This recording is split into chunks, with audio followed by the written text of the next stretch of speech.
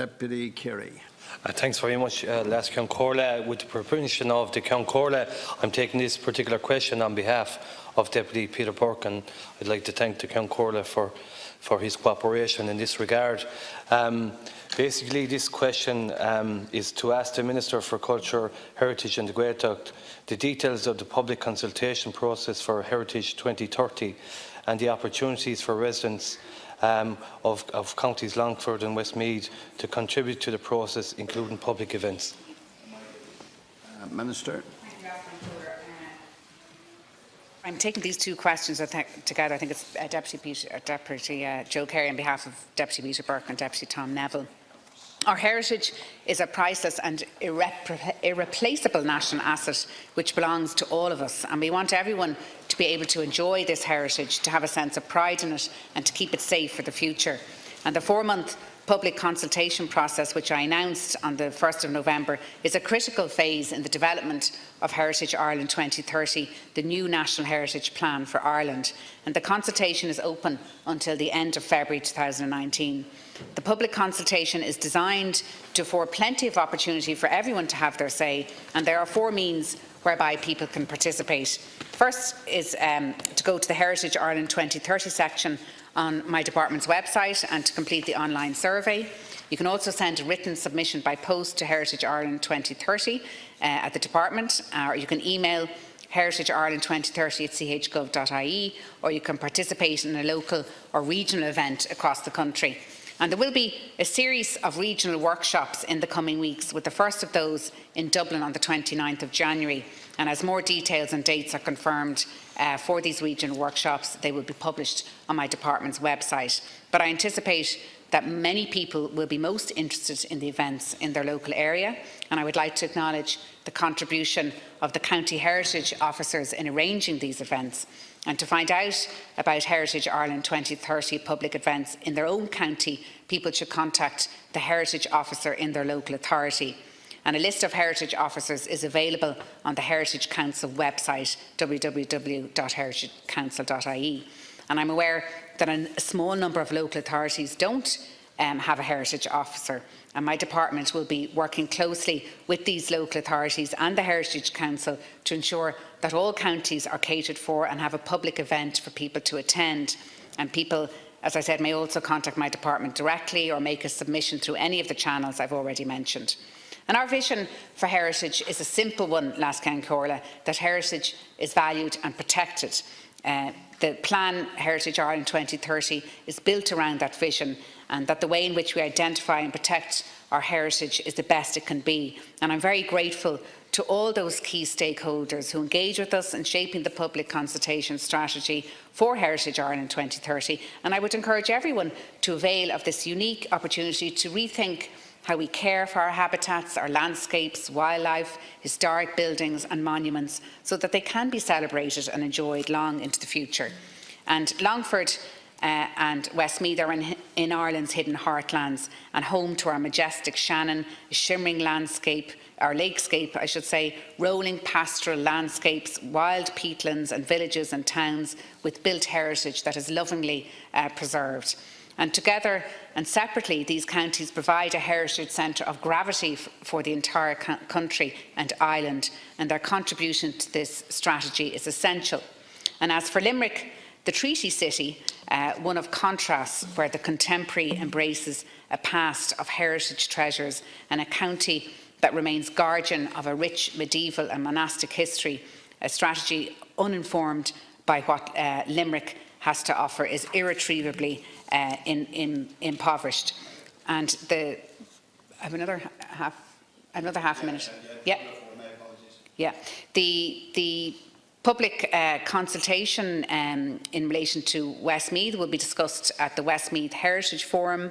Deputy Burke may be interested in that at Westmeath County Council on the 26th of January. And there will also be a public drop-in event in Athlone Library on the 31st of January, where people can call in, hear about the plan and get advice on preparing a submission.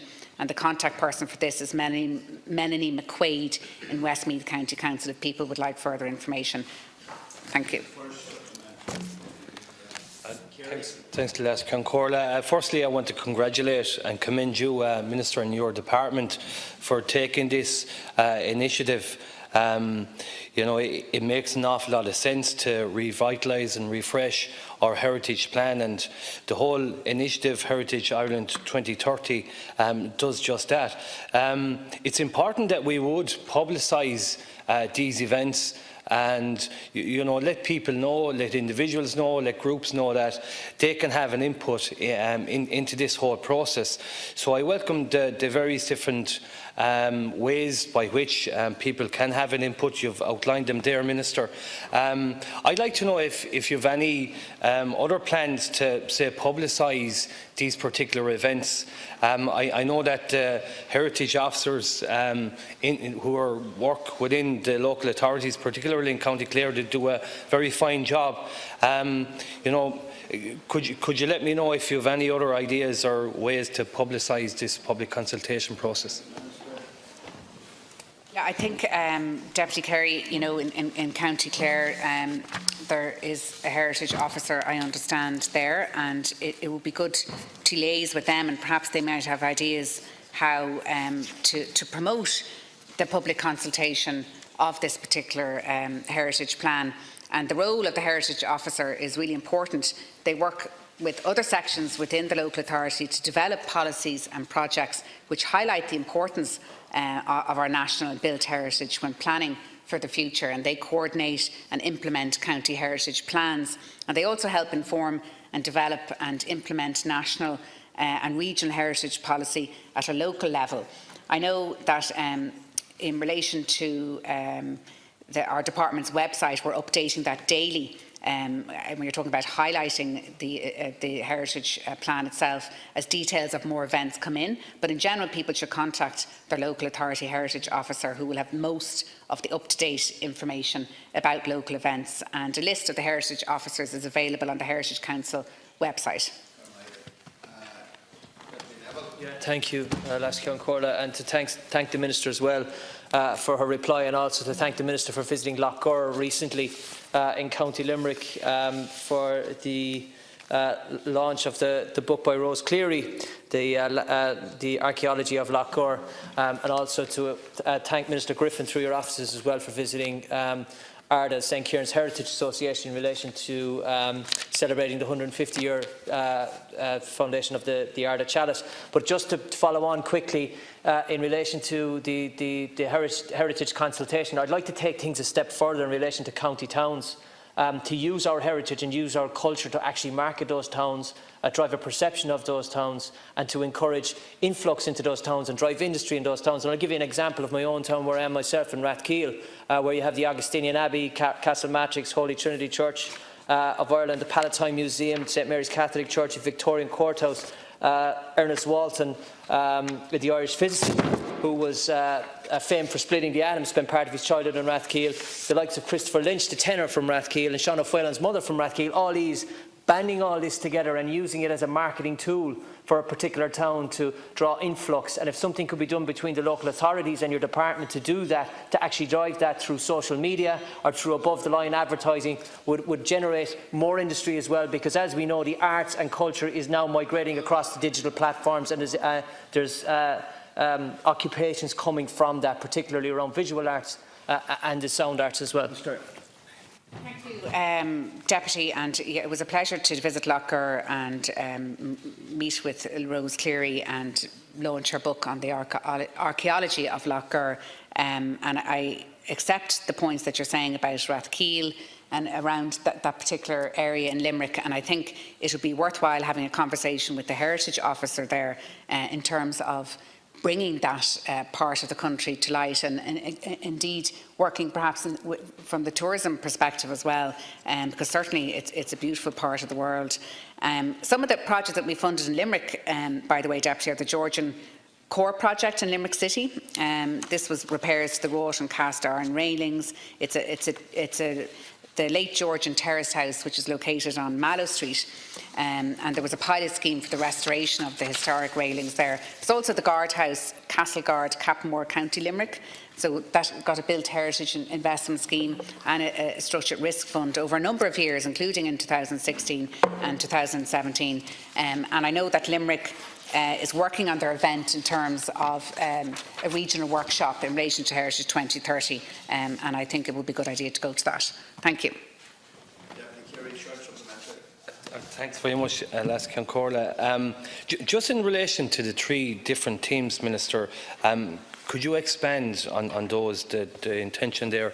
I know there's 3 different teams that's running through the Heritage Ireland 2030 campaign. Maybe you could outline those, please. Yeah. Thank you. Thank you, Lascia Corla. Again, I want to recognise, Minister, your visit to Lough and also thank the government for the funding they're given through the outdoor recreation scheme as well. Monies have been coming through to that, and they all feed into the heritage and culture side as well. But obviously the likes of Lough, which you visited yourself, Minister, and we're very grateful for that, has 1,000 field monuments within 5 kilometres. Dr. Philip O'Regan, on the night that you visited, the Dean of the Chemistry School of University of Limerick, cited in his speech, and it's the home of Ireland's largest stone circle, and it's a key driver of tourism in the region, in the area. But this can be used as a key driver of tourism on a global scale, and we have the likes of those here. So I would ask that the government would continue to help with driving those and using those to market Limerick and Ireland as well on a global scale, because anybody that pops into County Limerick may pop to County Clare or pop to Tipperary or Kerry or whatever within the regions, and it's a way of enhancing and fostering more development and more employment in rural Ireland.